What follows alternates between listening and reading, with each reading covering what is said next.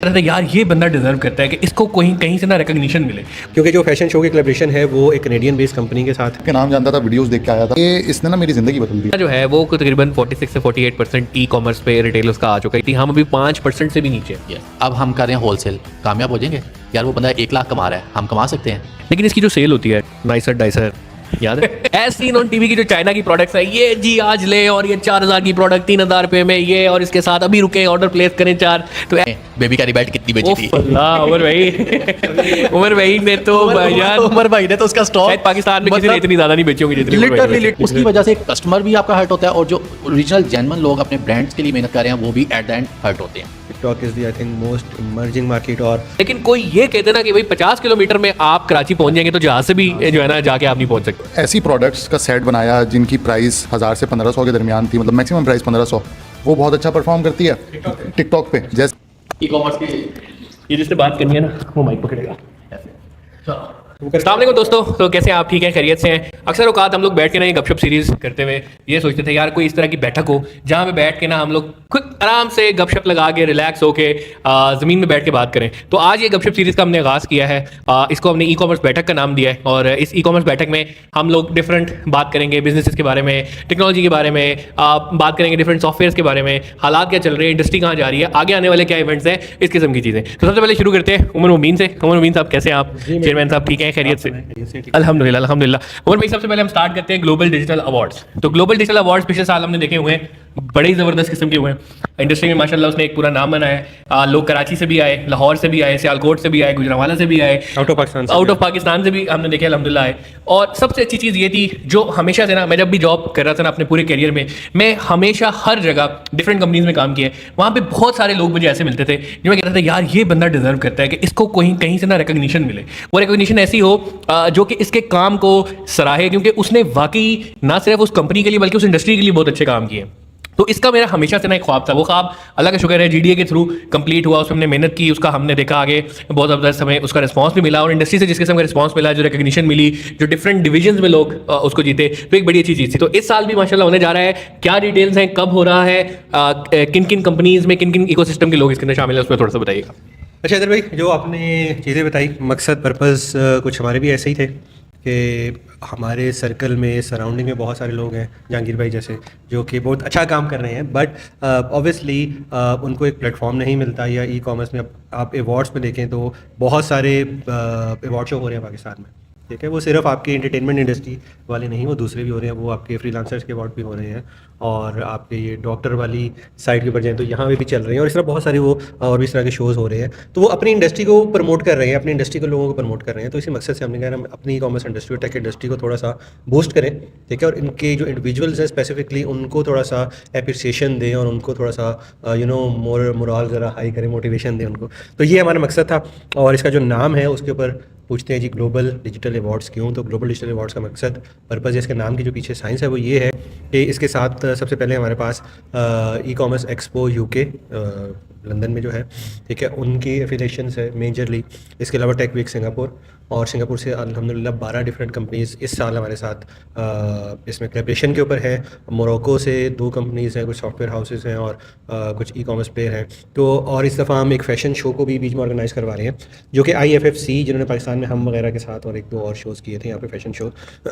तो fashion show का जो मकसद है, जो पर्पज़ है, वो भी यही है कि वो ब्रांड्स जो कि उस ग्लोबल स्टेज तक नहीं पहुँच सकते, तो उनको भी वो स्टेज प्रोवाइड की जाए। क्योंकि जो फैशन शो की कोलैबोरेशन है वो एक कनेडियन बेस्ड कंपनी के साथ है, और वो उनके पास 200+ पब्लिकेशंस हैं हमारे इस फैशन शो की, और वो सारी आउट ऑफ पाकिस्तान में, ठीक है। उनके जो आगे पार्टनर्स हैं, ठीक है, वो अराउंड 50 के करीब की एक पूरी डेलीगेशन है उनकी, जो कि इस इवेंट में हमारे पास आ रही है। कुछ यूरोप से हैं, कुछ UK से हैं, कुछ USA से, कुछ कनाडा से, कुछ ऑस्ट्रेलिया से भी हैं, ठीक है। तो उनका भी एक पूरा इस तरीके का नेटवर्क है। तो वहाँ तक हम अपने ब्रांड्स को पहुँचाने की कोशिश करेंगे। तो जो मकसद है वो गो ग्लोबल का है, जो मकसद है वो क्रॉस बॉर्डर ई कॉमर्स का है। बाकी इसके अलावा जो हमारे मकसद हैं, जो हमारे पर्पज़ हैं जहांगीर भाई, वो यही हैं कि हम पूरी इंडस्ट्री को एक जगह पे इकट्ठा कर सकें, ताकि एक इंडस्ट्री की जो यूनिटी है वो क्रिएट हो सके, ठीक है, समझ आ रही है जी? गुड।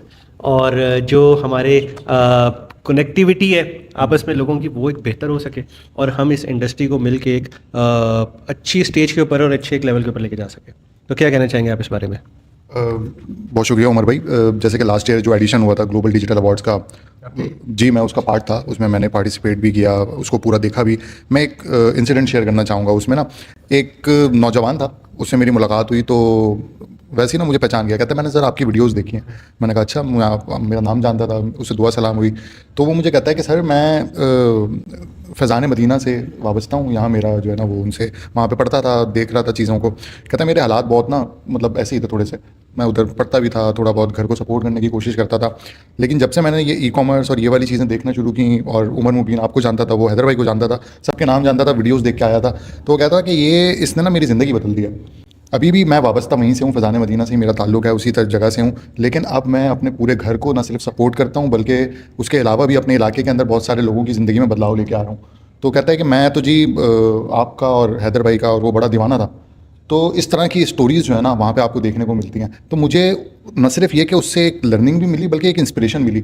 और आप ये सोचेंगे जब वो लड़का 10 और लड़कों से मिलेगा जो इस वक्त स्ट्रगलिंग स्टेज के अंदर है, तो वो उनको कितना इंस्पायर करेगा। तो बेसिकली अवार्ड का मतलब ये नहीं होता कि हम कुछ लोगों को जमा करें और कुछ लोगों को शील्ड्स वगैरह दे दें।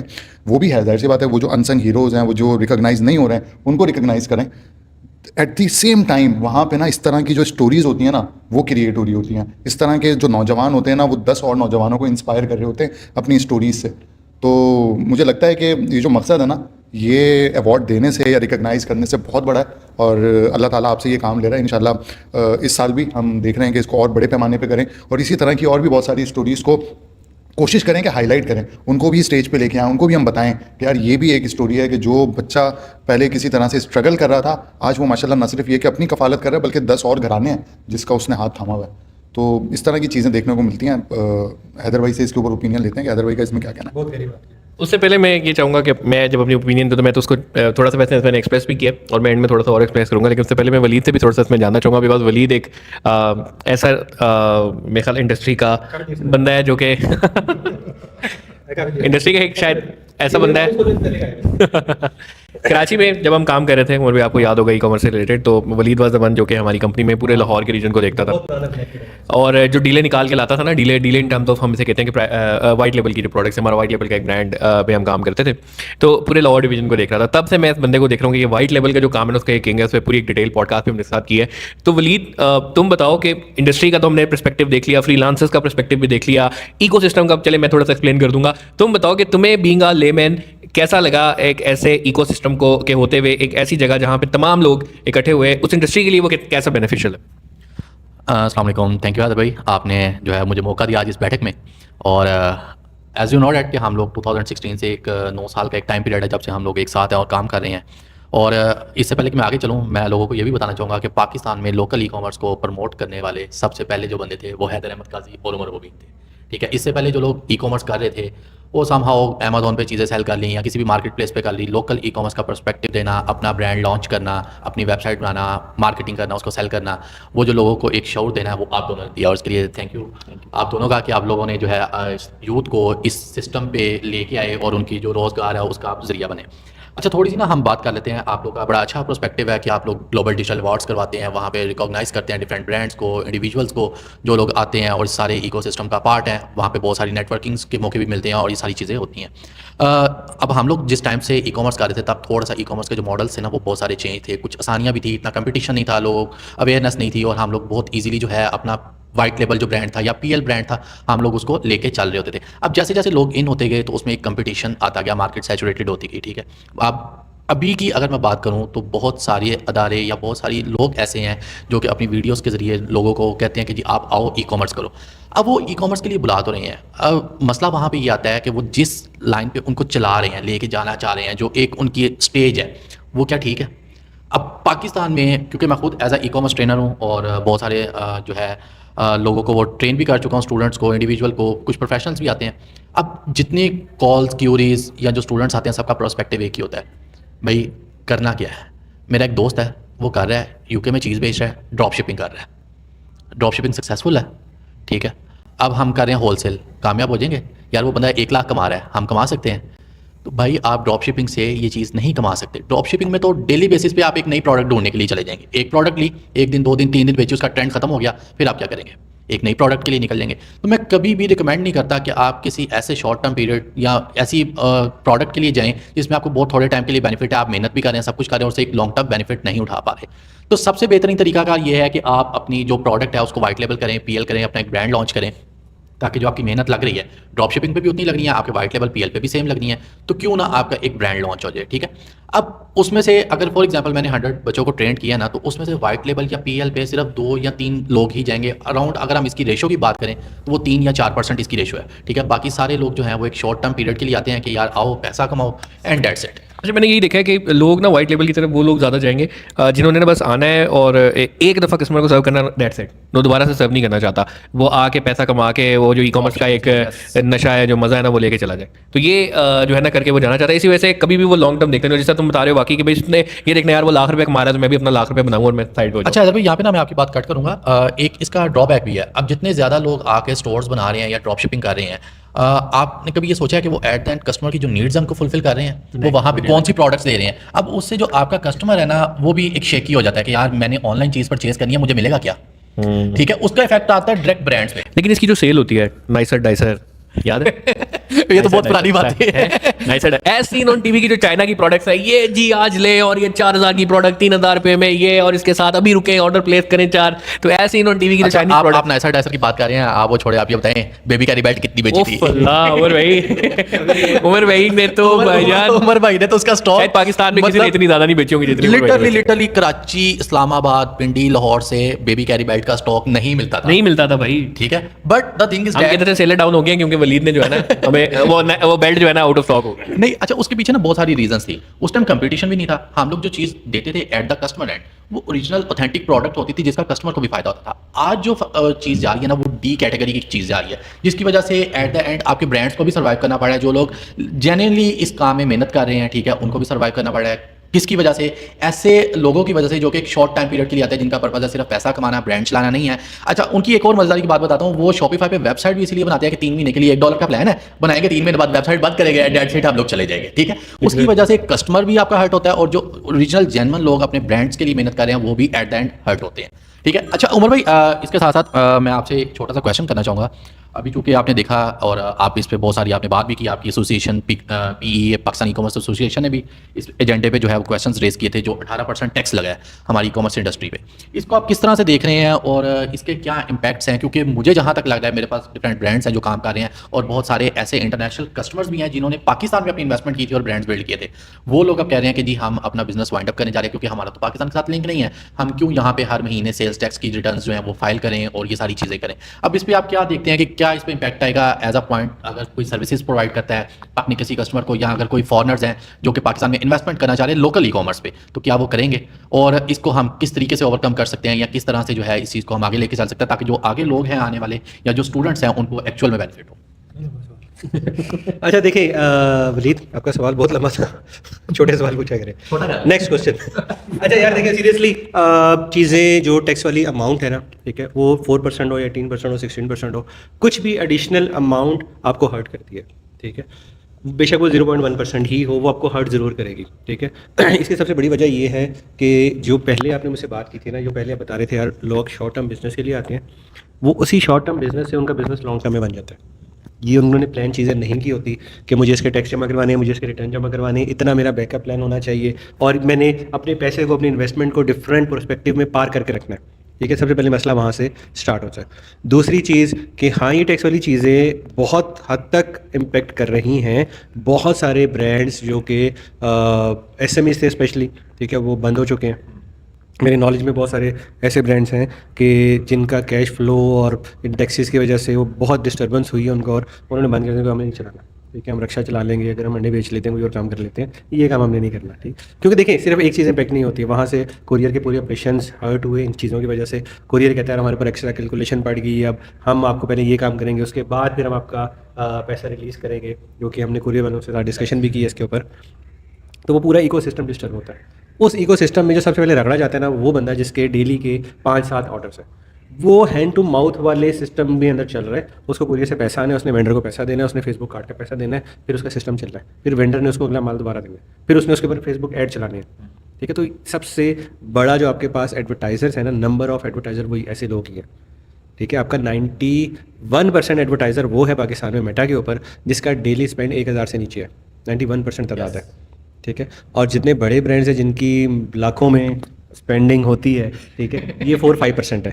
इसके अलावा बाकी वो सेलिब्रिटीज़ हैं या वीडियो व्यूज़ के लिए या क्लिक बेट। और अच्छा, मैंने तो यहाँ पे एक चीज़ और भी देखी है कि जितना आप बता रहे हैं कि 91% ऐसे लोग हैं जिनका एड स्पेंड 1000 से कम है, वो तो आई थिंक गूगल एड्स की तरफ भी नहीं जाते, वो तो सिर्फ मेटा पे ही वो सिर्फ बनाते मेटा हैं। के ऊपर डिपेंड करते हैं और या गूगल की तरफ भी जाते हैं ऑब्वियसली यार। सबकी अपनी मीडिया प्लानिंग है, अपनी ऑडियंस है, क्या प्रोडक्ट बेच रहे हो, उस प्रोडक्ट की ऑडियंस कहाँ पे बैठी हुई है, तो उसके हिसाब से टिकटॉक भी है। TikTok is the I think most emerging market. और जिस तरीके कार से ना हमने देखा था टिकटॉक ने यूएसए में फेसबुक को, इंस्टाग्राम को, स्नैपचैट को तहस नहस कर दिया ना। अच्छा चलिए, आपने टिकटॉक की बात कर दी, अब मैं आपका क्वेश्चन आगे आपका जवाब यहीं पे काट रहा हूँ। मुझे एक चीज़ बताएं, टिकटॉक पे जो ऑडियंस आती है, जो ऑर्डर्स लैंड होते हैं, वो कितने % मेच्योर होते हैं? क्योंकि मैंने तो यही देखा है कि जो टिकटॉक की ऑडियंस है वो उस तरह की जो है ऑडियंस नहीं है कि सबसे ऑर्डर्स। सबसे पहली चीज़ मैं आपको ऑडियंस का एक बात बताऊँ, आप फेसबुक यूज़ करते हो? Yes. इंस्टाग्राम, बिल्कुल। स्नैपचैट, टिकटॉक नहीं यूज़ करते, गूगल यूज़ करता है, यूट्यूब यूज़ करता है। Yes. ठीक है, 32 में से एक प्लेटफॉर्म यूज़ नहीं करता ना। ऐसे ही। वो ऑडियंस यार हमारे जैसी है। ठीक है, वो शक्ल सूरत बोल चाल रहना पीना खाना पीना सब कुछ हमारे जैसा ही, क्योंकि इसी माशरे का हिस्सा है। रिटर्निंग किसके ज़्यादा है? जो कि कुछ ऐसी प्रोडक्ट बेच रहा है जिस पे लोगों को ट्रस्ट नहीं है। ठीक है, नंबर 1 चीज़। टिकटॉक पे बहुत ऐसा एडवर्टाइज़र आता है जो कि मेटा पे एडवर्टाइज नहीं कर सकता, वो इस टाइप की है, तो रेप्लिका सूट या 2 नंबर चीज़ें, कुछ भी XYZ चीज़ें ऐसी बेच रहे हैं, उनका रिटर्न रेशो ज़्यादा है। एक ब्रांड का मैं डाटा दिखा सकता हूँ, एक महीने में 1700 ऑर्डर से टिकटॉक से 4% रिटर्न था। ठीक है, मेटा से हमने उसकी कैलकुलेशन निकाली, मेटा से 13-14% रिटर्न था जो मेटा से ऑर्डर लैंड हुए थे। मेटा मतलब फेसबुक, इंस्टाग्राम। जो टिकटॉक से आए थे वो 4% रिटर्न थे। ज़्यादा मेच्योर ऑडियंस उनकी टिकटॉक के ऊपर थी। क्यों? क्योंकि यार वो ब्रांड था। तो फिर सिंपल आप कहना चाहेंगे ये ब्रांड टू ब्रांड वेरी करता है? ब्रांड टू ब्रांड वेरी करता है, ये आपकी ब्रांडिंग के ऊपर वेरी करता है और आपके कंटेंट के ऊपर वेरी करता है कि आप किस कंटेंट को एडवर्टाइज कर रहे हो। दूसरा क्लम्बर क्या था? क्या? कुकीज़ वाला? क्रम्बल वाले ढूंढ रहे हैं आप। अच्छा, मैं आपके सवाल का ना एक और जी। इसी जो उमर भाई ने बहुत अच्छी बात की उसी में थोड़ा सा ऐड करना चाहूँगा कि हमने भी ना टिकटॉक पे एडवर्टीजमेंट शुरू की और उसके ना चीज़ें देखना शुरू की, तो एक बड़ी अच्छी स्टडी निकल के आई उमर भाई। वो ये कि ऐसी प्रोडक्ट्स का सेट बनाया जिनकी प्राइस 1000 से 1500 के दरमियान थी, मतलब मैक्सिमम प्राइस 1500, वो बहुत अच्छा परफॉर्म करती है टिकटॉक पे। जैसे ही आप उस प्रोडक्ट को एडवर्टाइज करना शुरू करें कि जो 1500 से थोड़ा सा ऊपर 2000, 2500, उसकी जो प्रोग्रेस होती है वो स्लो हो जाती है, 2500 से ऊपर जाओ ज़ीरो। अच्छा, मेरे पास मेरे पास इसका बिल्कुल एक मेरे पास है ना इसका बिल्कुल एक उल्टा केस स्टडी है। मेरे पास एक ब्रांड है जिसके कपड़ों का जिसके हम एडवर्टाइजमेंट कर रहे हैं, तो उनके पास ईस्टर्न, वेस्टर्न, मेन, वुमेन सारे सबके वो है। जिस सूट की प्राइस 10,000 से ऊपर है ना वो टिकटॉक पे बिक रहा है, 10,000 से नीचे वाला बिक ही नहीं रहा। इसी फार्मूले के ऊपर मैंने भी एडवर्टाइज़ किया था कि यार मैं टिकटॉक पे ना 2000 से नीचे वाले के साइड बनाऊंगा और वो चलाऊंगा, ऑर्डर ही नहीं आ रहे। फिर मैंने इसको ऑटो रख के चला दिया तो वो महंगे सूट के ऑर्डर आ गए। अब टिकटॉक की बेसिकली जो पीछे देखो, मेटा ने 18-20 साल लगाए अपने एल्गोरिदम्स को बिल्डअप कर लिया। टिकटॉक के एल्गोरिदम उस हिसाब से भी बिल्डअप नहीं है, लर्निंग चल रही है। तो आपको हर एड सेट के ऊपर हर नए दिन एक नया एक्सपीरियंस मिलेगा, हर ब्रांड के साथ एक नया एक्सपीरियंस मिलेगा, क्योंकि वो अभी टिकटॉक पीछे बैकएंड के ऊपर वो एल्गोरिदम उसके ऑडियंस को समझने की कोशिश कर रहे हैं। मेटा तो बहुत हद तक समझ चुका है, वो तो ऑडियंस को गोल के पी चुका है। ठीक है, बट टिकटॉक अभी उसको अंडरस्टैंड कर रहा है कि यार रिएक्शंस क्या होंगे। ठीक है, मैं कस्टमर को कौन सा ऐड दिखाऊं, यूज़र को कब कौन सी वीडियो दिखाऊं और उसका रिएक्शन क्या होगा, तो वो भी रिएक्शन नोट डाउन कर रहा है। उसके बाद वो एल्गोरिदम यार को लगेंगे 5-7 साल लगेंगे, बट टिकटॉक ऑनेस्टली हमारे इस खित्ते से ना फेसबुक और इंस्टाग्राम को खा भी जाएगा, खत्म कर देगा। ऐसे ही जिस तरह अभी यूके के अंदर, यूएसए के अंदर उसने करना स्टार्ट कर दिया। मेरे ख्याल है ये काफ़ी डिटेल गुफ्तगू है इसके ऊपर। हमें एक पूरी बैठक एक सिर्फ इसी पे होनी चाहिए, टिकटॉक, फेसबुक, गूगल पे। लेकिन हैदर भाई आखिरी बात करो। नहीं हैदर भाई आपको जाने नहीं देना भाई। एक क्वेश्चन आपसे चले आखिरी ठीक, आखिरी चले करें। अच्छा, आपसे क्वेश्चन ये है, बहुत सारे वेल नाउन ब्रांड्स के साथ आपने काम किया, कॉर्पोरेट लेवल पे आपने काम किया और अभी भी कर रहे हैं। ठीक है, आप जो हमारी ऑडियंस है, जो हमारी यूथ है, जो ई कॉमर्स करना चाह रही है, आप उनको क्या बताना चाहेंगे कि अगर वो सिर्फ एक ई कॉमर्स स्टोर बिल्ड करते हैं तो वहाँ से वो सक्सेसफुल हो सकते हैं, या जो उनके ख्वाब है कि हम लोग लाखों रुपया या करोड़ों रुपया हम एक ब्रांड बिल्ड करके कर लेंगे, ठीक है, वो सक्सेसफुल हो सकता है? क्योंकि जहाँ तक मेरी ऑब्जर्वेशन है और जो स्टैट्स कहते हैं, पाकिस्तान में ई कॉमर्स इंडस्ट्री अभी भी 5% पे है। इट्स मीन कि 95% आपका ऑफलाइन बिजनेस है, जिसको आप फिजिकल रिटेल, होलसेल या वट एवर आप कुछ भी कह लें, तो उसको स्किप किए बगैर उस 5% में रहते हुए आप उसको कम्पीट कर सकते हैं। बिल्कुल कर सकते हैं। देखें ई कॉमर्स के अंदर इस वक्त इतनी पावर है ना कि अगर आप दुनिया के अमीर तरीन इंसान में सबसे स्टेबल अमीर तरीन इंसान उठाए ना तो वो आपको जेफ बेजोस मिलता है। अली बाबा एक दिन के अंदर ई कॉमर्स से इतनी सेल करता है जितना आपके पूरे मुल्क का कर्जा इंटरेस्ट डाल के जो है ना बन जाता है, एक दिन में करता है। 11/11 पे ना मंडी लगती पूरी।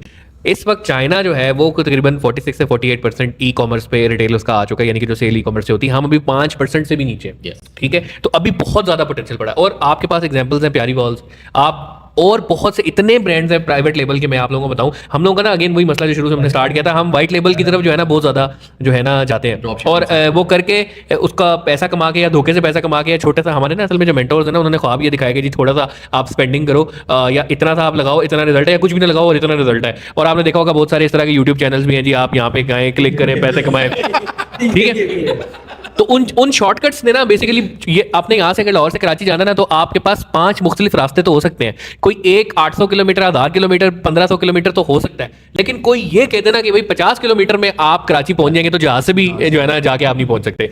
तो समझने की बात यह है कि एक जो प्रोसेस है ना उसको समझाने के बजाय हमने बताया जी आप मुझे 50 किलोमीटर में मैं आपको जनाब कराची पहुंचा दूंगा। आवाम आती है और जब वो चलती है और जब वो आगे देखती है तो आगे वो सहरा में बैठे होते हैं, कुछ भी नहीं होता। तो मसला ये है, हमें सिखाना है। हमारी कोशिश उमर मुबीन की, मेरी, हम पूरी इकोसिस्टम की, आज इस बैठक की भी जो कोशिश है ना वो यही है कि यार हम उन लोगों को समझाएंगे इट्स अ जर्नी, आप इस जर्नी में चलें। और जो जो चला है ना यार उसने अपने आप को मनवाया है। आज आप देखें एग्जाम्पल्स हैं यार बहुत सारे, इवन यार इतनी नीश कैटेगरीज है ना कॉस्मेटिक्स के अंदर, इतनी नीश कैटेगरीज हैं आपकी जो मदर फीड के प्रोडक्ट्स हैं, जो बेबी केयर के प्रोडक्ट्स हैं, न्यू बॉर्न के प्रोडक्ट्स हैं, उन कैटेगरीज पे नेक्स्ट मामाज के नाम पे एक ब्रांड है यार, वो उसकी आप जरा जाके देखें, उसका वेयर हाउस देखें, यहाँ पे पीआईए रोड के ऊपर है। कसम से उसके प्रोडक्ट्स देखे, वो क्या प्रोडक्ट्स हैं, मतलब जो छोटा बच्चा है उसका नाक जब बहरा होता है ना तो वो आप उंगली डाल के या किसी तरीके से उसका नाक नहीं निकाल सकते। एक प्रोडक्ट उसने 3000 3,500 की इंपोर्ट करवाई है चाइना से, जो आप वो हल्के से वैक्यूम के साथ वो जो है ना नाक खींच लेता है। ये प्रोडक्ट्स यार इतनी कैटेगरीज हैं, ये अब कोई ब्रांड दे रहा है पाकिस्तान में? जुबैदास दे रहा है आपको, बच्चा पार्टी दे रहा है, कोई भी नहीं दे रहा है, ये वो दे रहा है। तो कहने मकसद ये कि पोटेंशियल बहुत ज़्यादा है, कॉस्ट इसमें बहुत कम है, समझने की ज़रूरत है सिर्फ। और बहुत सारे ब्रांड्स अपने नीश के अंदर काम कर रहे हैं और हम यही प्रमोट करना चाहते हैं और यही हम लोगों का मकसद है। और इसमें इतना पैसा है ना कि आपको कहीं जाने की जरूरत नहीं। हैदर भाई मेरे ख्याल से ना ये कैटेगरीज और ब्रांड सिलेक्शन पे ना हम एक नेक्स्ट बैठक रखते हैं जिसमें बड़े हम topics निकल रहे हैं बहुत मेरे टॉपिक्स निकल रहे हैं और हैदर भाई को घर से मैसेज आ रहे हैं, उन्होंने घर चीजें लेके जा रही है जिसकी वजह से हमें जिसकी वजह से जाना पड़ रहा है। तो इंशाल्लाह जो है ना एग्जांपल भी कैसे दे रहे हैं, नाक बहने वाले। ये क्योंकि ये ऑर्डर कर रहे थे ना इसलिए।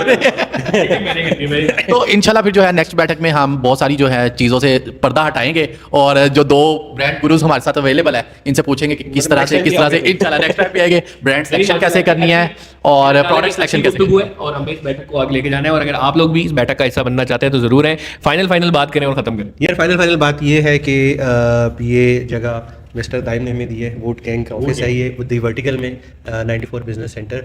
और हम लोग कोशिश करेंगे कि हर बुध वाले दिन हम यहाँ पे कारपेट पे बैठ के इस तरह के गपशप लगाएं। अगर आप लोग भी इस कारपेट पे आना चाहते हो, जादुई कारपेट पे, तो अगले बुध वाले दिन आप यहाँ पे आ जाना। और लोकेशन वैसे मुझे व्हाट्सएप करो या 94 बिजनेस सेंटर गूगल पे सर्च करो तो आपको यहाँ की इस ऑफिस की लोकेशन मिल जाएगी। Thank you. जी आखिरी बात यही है कि 8